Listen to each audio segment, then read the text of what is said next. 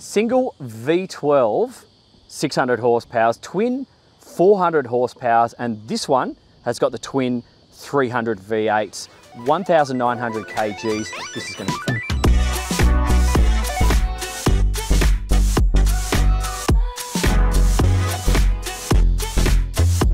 This is lovely.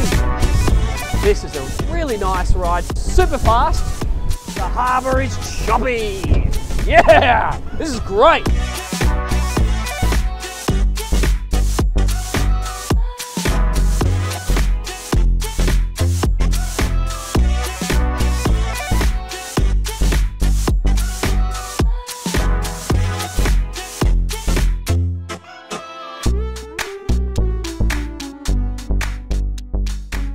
$1,900 kilograms light ship on this boat. We can do the option of a single V12 600 horsepower or up to twin 400 horsepower on this hull. So that's a lot of power to weight ratio, guys. We have on this particular boat twin 300s. Twin 300s, we've got a bow thruster. What I'm going to do right now compared to the single engine 28, we have the benefit of being able to spin the thing on a dime. I'm in some wind and I'll just, here we go. This is one of the beauties of a twin rig. You got your close quarters maneuverability down pat on something like this. So that is very handy. You tie that in with a bow thruster, you really do have a super convenient sports car for the harbour. But now it's time to see how she feels. I don't have full engine diagnostics on this particular boat. It's just not been calibrated yet, so I'm going to give you speed and sensation feedback. I'm going to be zooming up pretty much straight away and then going out into some swells, and then we're going to be going across the wind. We'll do some high-speed turns inshore, and then at the end of the video, just like we did on the 28, I'm going to rip it up into the wind and chop and just describe how it feels and what is going on. For that last little bit, we will not have drone footage to accompany it because it's 20 plus knots at times out there and the drone just won't be able to keep up. So there you go. Boats all around, clear, he won't be able to overtake me. Let's accelerate. All right, first thing that's notable, the windscreen is half the size on this one, so you do want to put your hat back. And on that just early part of the acceleration, a guy of my stature will not see over the bow. So just give it a little bit of juice straight away, and up to 23, 25 knots, she settles down immediately, and I got my visibility back. So her attitude at that 23, I'm now sitting on 26 knots, is really flat and predictable, but just make sure you give it a little bit on acceleration to give your visibility back to yourself. I love the backrest here. I can spread my legs and nestle myself in quite nicely. Let's just feel this through. 32 knots. Okay, first observation, compared to the 28, she feels like a bigger, more substantial boat, so this higher speed actually doesn't feel like you're doing a higher speed. I'm sitting on 33 knots incredibly comfortably right now. I'm just going to maintain that speed. We're going to be exposed to the swells in a second, and we'll describe what we feel.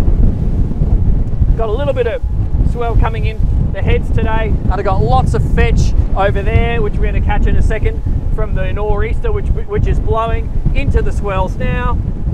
They're coming in at about an easterly direction and landing nicely. I'm holding the throttle with my fingertips now as I go through the waves. I don't want to have a firm grip on the throttles just in case I over accelerate. Remember, the power to weight ratio on something like this is going to be a lot more than perhaps your last boat. If you haven't had a rib before, just remember that. Oh, I do not want to lose my hat. Okay, coming around. Just do a couple of little S-turns here. Predictable, still dry, even with the swell on the port side and the wind on the port side. Now let's put it on the starboard side. You can feel that extra beam here, 3.43 meters of beam. The tubes are definitely giving the boat some stability. I'm coming through there at 30 knots. The harbour is choppy. Yeah, this is great. Like, just picture yourself, you know, you're in the eastern suburbs, you're bored of whatever you've been doing that day and you want to go change the scene. Getting to Manly is going to be a cinch on this thing. Really comfortable. I know the capacities that they state in the brochure are quite high. I wouldn't be running around with, what did I read? Something like 16 people or something ridiculous. Don't do that, crossing their heads in conditions like this. Just keep it to sensible numbers. But I'm clearly feeling the whole family, a family of 6, 8, maybe 10, are going to be really comfortable going through choppy stuff like this. And if you're just sticking to the flat stuff, of course, yeah, have more people, no problems. Raft ups, you're going to be in a happy place. All right, real rough here. The boat's loving it. 30 knots. I've got a loose hatch up in the bow, which was we weren't able to secure it before, so if you can hear that on the microphone, it is what it is. I am aware of it.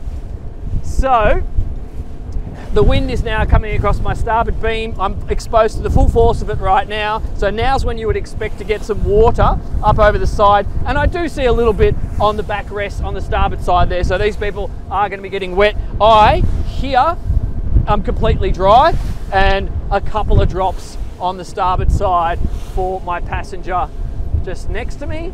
Obviously, you want to be strategic about how you drive boats. So because we have speed as our friend on this thing, what you would actually do is go super fast up to somewhere where you're protected from the wind and then turn down. So whenever you have these opportunities to be a little bit calculated in your approach, just run up the leeward side in the protection of the wind and then break out into the open stuff and go fast downwind whenever is possible, like now. So that's really good. Sitting at 35 knots. This is a really nice ride. So I can feel lots of cutting action up the front of the boat.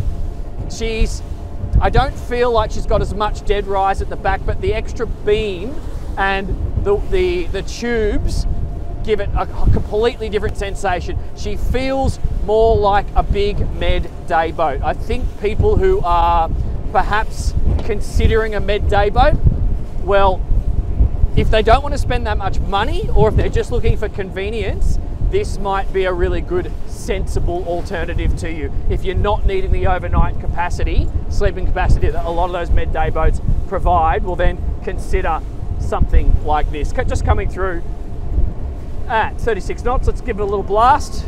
Oh yeah, 300 horsepower, whipping up, 41, 43, 44, 45, 46, 47. Geez, for twin 300s, 50 knot boat, no problems. I've got to go on a paddleboard up ahead, he's going to be shitting himself.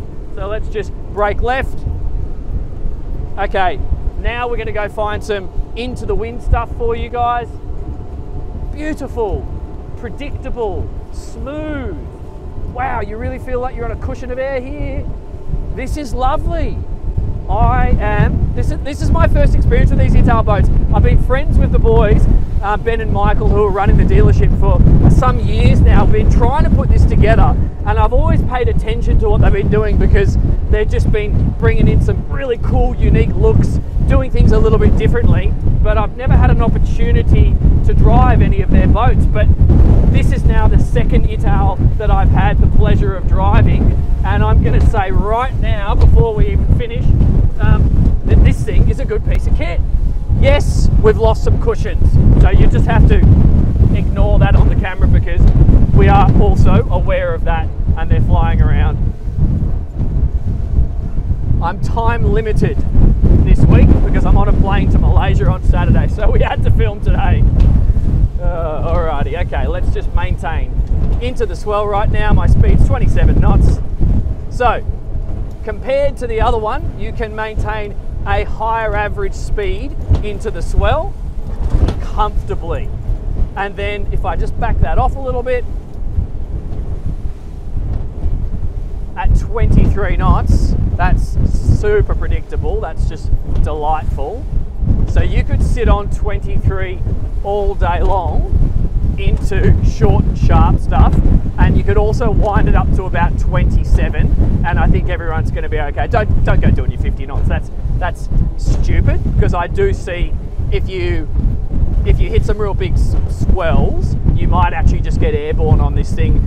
It feels like it's going to track quite nicely on the landing, but don't subject your guests to that sort of treatment. They won't come back again. Okay, let's get it into some shallower water. We'll play with the close quarters maneuverability, which is definitely going to be a factor for you on something like this.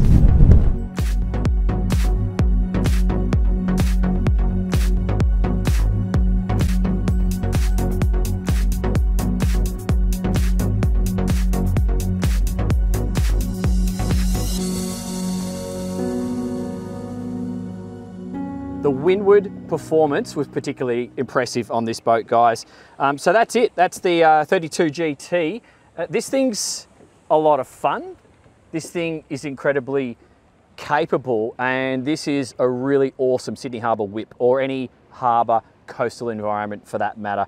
If you want a boat that's got 50 knot capability with these motors, clearly more if you went up to the 400s, and who knows what it's going to be like with the single 600, because that power to weight ratio might be interesting. This gives me med day boat vibes, a lot of convenience and incredible capability. I was left with the feeling that this is one of the better, if not best, ribs that I've driven in a while going through choppy water. Very, very comfortable, which is going to make your day a lot more capable, put it that way. So if you're wanting to compare it to something similar, I'll pop that up on the screen right now. Don't forget to support the channel. I really enjoy all the comments. I'm trying to get back to you all. I'm actually running out of time to respond to you all nowadays because there's so many of you. So I'm actually going to have to merge some of that over to Patreon in the near future. You're all bloody legends. I'll see you on the next one.